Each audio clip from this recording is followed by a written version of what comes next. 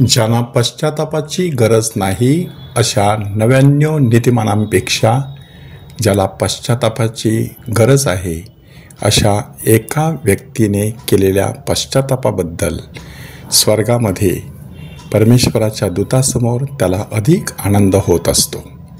प्रभू येशू ख्रिस्ताने हे वाक्य म्हटल्यानंतर एकूण 3 दाखले दिलेले आहेत. त्यामध्ये हरवलेल्या मेंढराचा दाखला, हरवलेल्या नाण्याचा दाखला आणि हरवलेल्या मुलाचा दाखला देण्यात आलेला आहे. आज आपण ह्या 3ऱ्या दाखल्यावरती चिंतन करत आहोत. ह्या दाखल्यामध्ये परमेश्वरापासून माणूस कसा 7 पावले दूर जातो आणि नंतर पुन्हा एकदा 7 पावले त्याच्याकडे परत कसा येऊ शकतो ह्याचं सुंदर असं वर्णन करण्यात आलेलं आहे. माणूस परमेश्वरापासून कसा दूर जातो ते उधळ्या पुत्राच्या जीवनातून दाखवण्यात आलेलं आहे की मुळात माणसाच्या मनामध्ये एक स्वार्थी विचार येतो की जे माझं आहे ते मला मिळालं पाहिजे. आणि एकदा ते त्याच्या हातामध्ये आलं की मग तो कशा प्रकारचं जीवन जगतो ते आपण ह्या दाखल्यामध्ये पाहतो. पहिला टप्पा आहे स्वार्थ. हा स्वार्थ आपल्याला दुसऱ्या टप्प्याकडे नेतो, विभक्त होणं, इतरांपासून दुरावणं, दूर जाणं. तोपर्यंत सगळी संपत्ती एकत्र होती. आता वडिलांनी ती संपत्ती विभागली. ती सगळी संपत्ती घेऊन हा मुलगा दूरदेशी निघून गेला. जणू काही दुर्दशेच्या दिशेने त्याची वाटचाल सुरू झाली. 4थ्या टप्प्यामध्ये त्याने त्या ठिकाणी चैनबाजी करून आपली सगळी संपत्ती उधळून टाकली. हातामध्ये 4 पैसे असतात तेव्हा आपल्या आजूबाजूला लोक घुटमळत राहतात. त्याला इंग्रजीमध्ये वल्चर कल्चर म्हणतात. म्हणजे जोपर्यंत प्रेतावरती मांस असतं तोपर्यंत गिधाडं त्या प्रेताभोवती राहतात, नंतर ती उडून जातात. अगदी त्याप्रमाणेच ह्या मुलाचं झालं की त्या ठिकाणी भयंकर असा दुष्काळ पडला. स्वार्थी माणसाच्या जीवनामध्ये कधी ना कधी दुष्काळ पडत असतो. तो असतो प्रेमाचा दुष्काळ. आपली जवळची माणसं त्याला सोडून जातात किंवा किंबहुना तोच त्या माणसांपासून दुरावतो. स्वार्थ माणसाला अशा प्रकारे एकाकीपणाचं, हलाखीचं जीवन जगायला लावतो. त्याच्याही पुढे जाऊन 6व्या टप्प्यामध्ये तो गुलामगिरीचं जीवन जगू लागला की एका माणसाला जाऊन तो चिकटून राहिला. त्याने त्याला डुकरे चारावयास पाठवले. स्वार्थी माणूस शेवटी गुलामगिरीचं जीवन जगत असतो.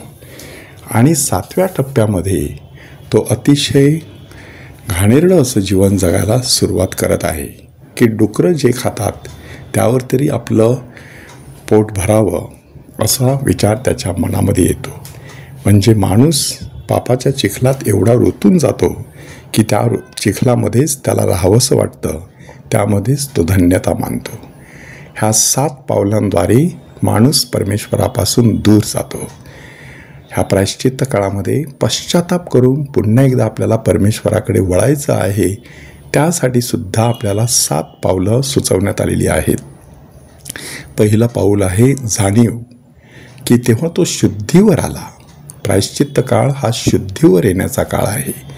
आणि त्याने तुलना करायला सुरुवात केली. माझ्या वडिलांच्या घरी केवढं आहे आणि मी इथे भुकेने मरत आहे. स्वर्गीय पिता आपल्याला सगळे आशीर्वाद देऊ शकतो. आपण मात्र भुकेने तडफडत राहतो आपल्या स्वार्थापोटी.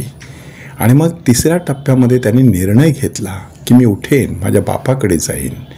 पुष्कळ वेळेला माणूस निर्णयच घेत नाही. कधीतरी हे करू असा माणूस विचार करतो, पण ती नुसती इच्छा असते.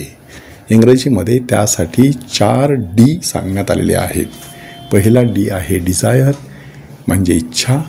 दुसरा D आहे म्हणजे डिसर्नमेंट म्हणजे पारख करणं.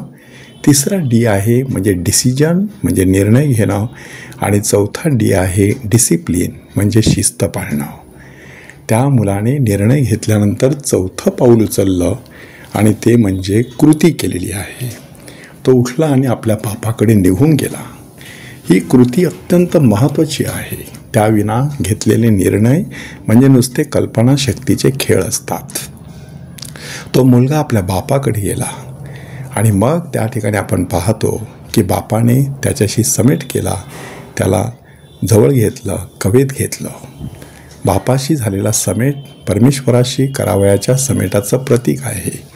हा परमेश्वर समेट झाल्यानंतर आपल्याबरोबर स्वर्गीय आनंद साजरा करत असतो.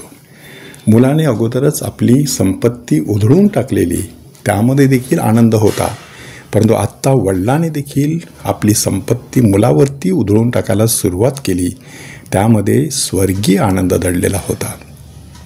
माणसाने ह्या दोन प्रकारच्या आनंदामध्ये सतत तुलना करायची आणि मी कोणता आनंद साजरा करत आहे ते तपासून पाहायचं. 7व्या टप्प्यामध्ये भावाशी समेट. एकदा परमेश्वराशी समेट झाला की तोच परमेश्वर भावाशी समेट करण्यासाठी आपल्याला शक्ती देत असतो, आपल्यामध्ये मध्यस्थी करत असतो. म्हणून ह्या प्रायश्चित्त काळामध्ये परमेश्वरापासून आपण जर दुरावले असू तर पुन्हा एकदा त्याच्याकडे वळूया आणि खरा स्वर्गीय आनंद, पश्चातापाचा, परिवर्तनाचा आणि नवजीवनाचा आनंद चोखाळूया.